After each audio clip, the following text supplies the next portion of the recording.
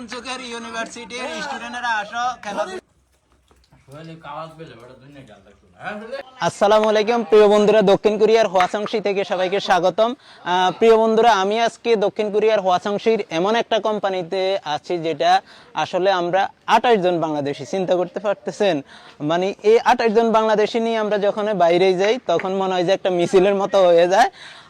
তো আসলে এই হওয়াসাংশির এই কোম্পানির সামনে যখন আসি তখন একটা মানে আপনার বাঙালি পাড়ায় মনে হয় যে আমরা ঢুকে পড়ছি, বাংলাদেশে ঢুকে পড়ছি, এমন একটা ভাব চলে আসে।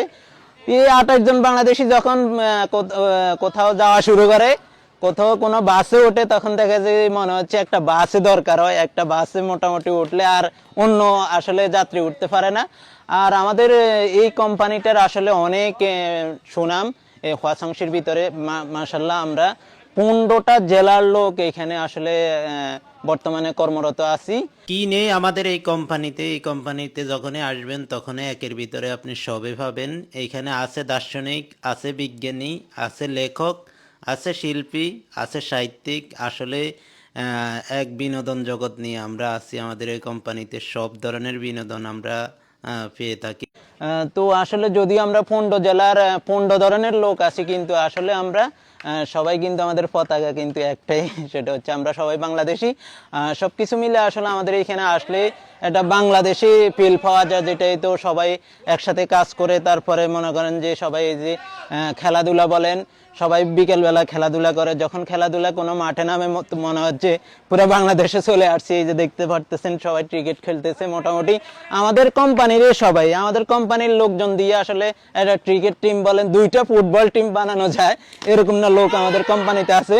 তো আমাদের কোম্পানিতে আসলে অনেক 15 জেলার লোক, 16 জেলার লোক আমরা যতই আসি, সবকিছু মিলে অনেক ভালো একটা সময় আমাদের পার হয়। যেমন আমরা সবাই মিলে একসাথে খেলাধুলা করি, একসাথে এই যে খেলাধুলার পর আবার সবাই পার্টি দিয়ে মোটামুটি সবাই মিলে অংশগ্রহণ করে সবাই খাওয়া দাওয়া করবে। এটা আসলে আমাদের বাংলাদেশিদের ইপিএস জগতের সবার জন্য আসলে খুবই ভালো। যেটা হচ্ছে অনেক কোম্পানিতে আমরা শুনতে পাই 1-2 জন বাংলাদেশি থাকলেও আসলে একজনের মুখ একজনে দেখতে পারে না, মানে এত হিংসা বিদ্বেষ। আসলে আমাদের কোম্পানিতে আছে, আমরা মানুষ মাত্রে ভুল আছে, তবে অত বেশি না। যদি বুঝতে পারতেছেন, যদি এত বেশি হইতো তাহলে আর 28 জন বাংলাদেশি হইতো না।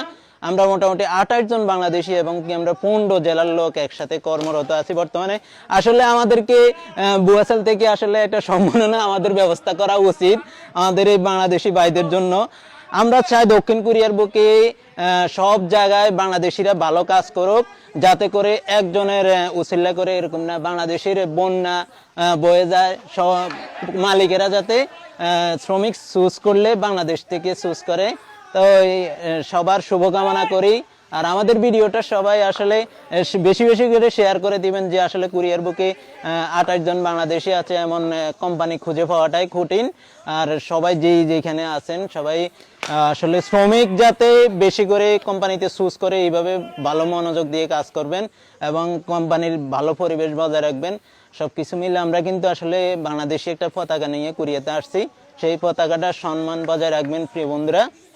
আমাদের কোম্পানিতে আপনার প্রতিদ্বন্দ্বিতা লাগে, যেমন কি চাপাইয়ের লোকজন বেশি ওভারটাইম করবে না কিশোরগঞ্জের লোকজন বেশি ওভারটাইম করবে।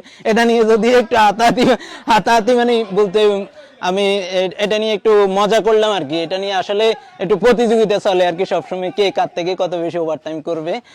তো প্রিয় বন্ধুরা, সবকিছু মিলাই বাংলাদেশে আমরা চলে আসছি।